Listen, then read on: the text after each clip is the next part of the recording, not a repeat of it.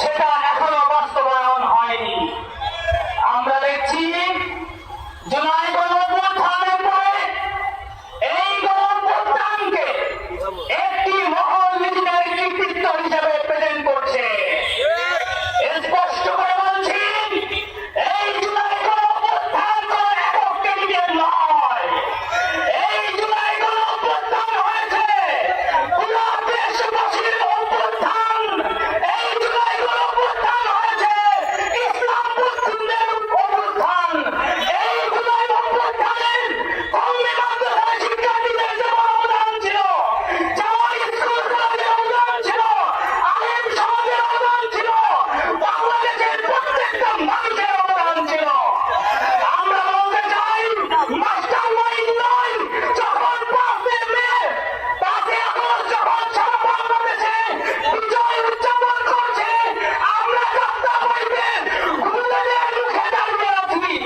সেইখান থেকে আমাদের ঘোষণা আসছিল, আমরা আবার বাংলাদেশের স্বাধীনতা সার্বভৌমত্ব রক্ষার্থে আবার লড়াই করব, সংগ্রাম করব। আমরা বলছি, ভারতীয় আধিপত্য নয়, পশ্চিমাধিপত্য বাংলাদেশে চলবে না। পশ্চিমাদের প্রেসক্রিপশনে বাংলাদেশের কোন রাজনীতি চলবে না। ভারতীয় আধিপত্য যেভাবে বাংলাদেশের মানুষ রুখে দিবে, সেভাবে পশ্চিমা আগ্রাসনকে বাংলাদেশের মানুষ রুখে দেবে, রুখে দেবে, রুখে দেবে।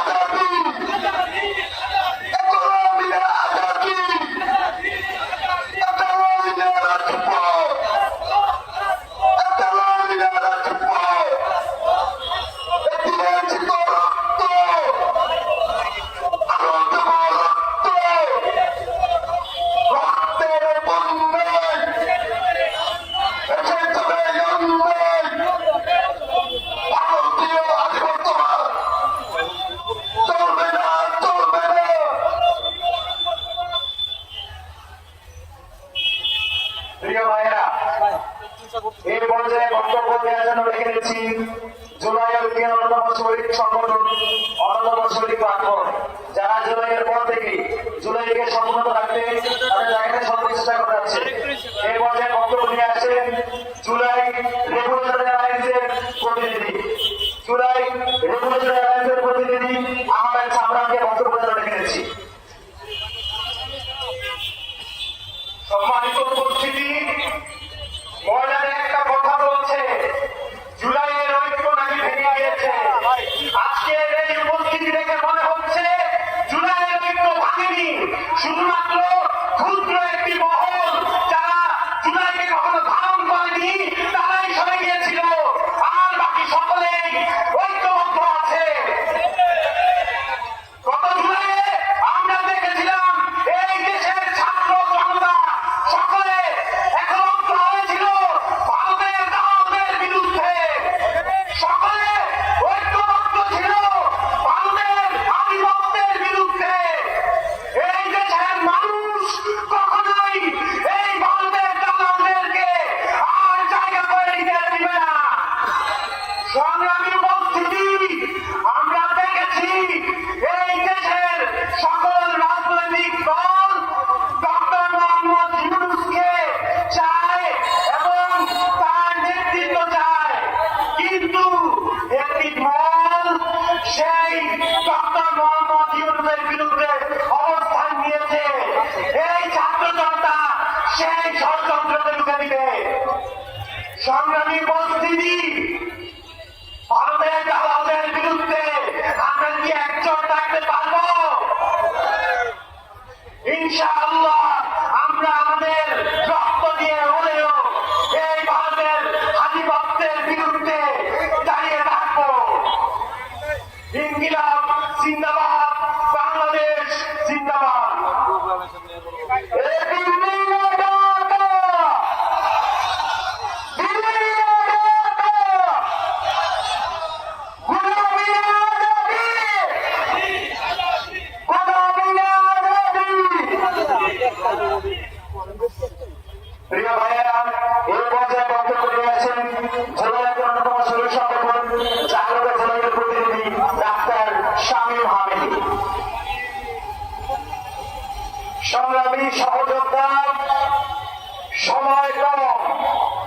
বেশি বলবো না।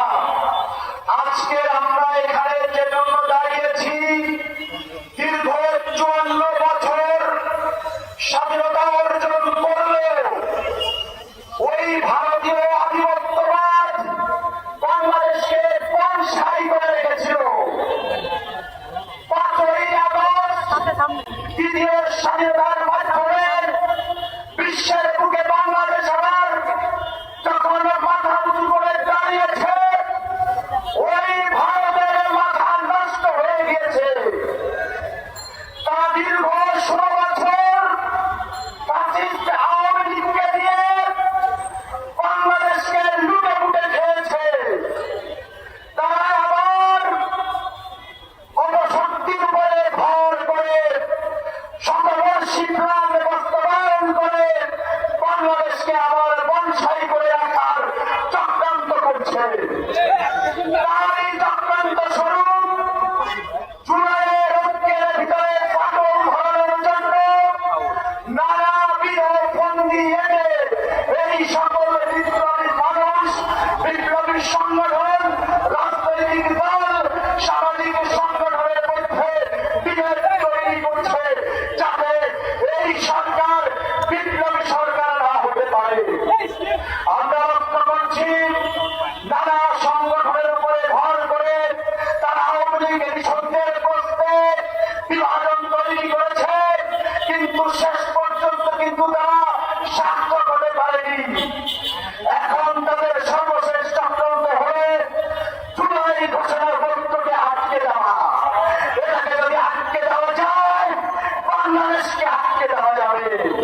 আমরা স্পষ্ট হুঁশিয়ারি উচ্চারণ করতে চাই, জুলাই ঐক্য আজকে আবার যেভাবে জাগ্রত হয়েছে, এই বাংলাদেশের মানুষ প্রয়োজনে আরো একটি 5ই আগস্ট ঘটাবে, তবুও তাদের এই স্বাধীনতা পিটিয়ে যেতে দেবে না, দেবে না, দেবে না।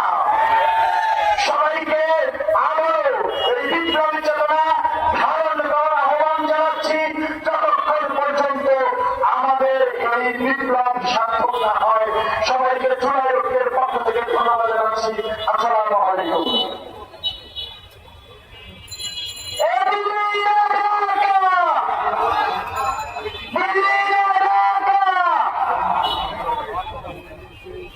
আচ্ছা, এই পর্যায়ে বক্তব্যের জন্য ডেকে গেছি private university student network of Bangladesh পুনা বেগুনটি আওসাদকে। সম্মানিত ছাত্র বন্ধুগণ, আমরা জুলাই বিপ্লব শেষ করেছি, শেখ হাসিনাকে পালিয়ে যেতে ভারতে বাধ্য করেছি, কিন্তু শেখ হাসিনার দূষণরাই এখনো বাংলার মাটিতে রয়ে গেছে। সম্মানিত বন্ধুগণ, আপনারা জানেন ভারতের আধিপত্যরা গত 17 বছর কিভাবে আমাদের সমাজের রন্ধের মধ্যে অকিবাসের মতো জড়িয়েছিল। আমরা বাঙালি জাতি, বিজয় জাতি, আমরা কখনো আর মানতে জানি না।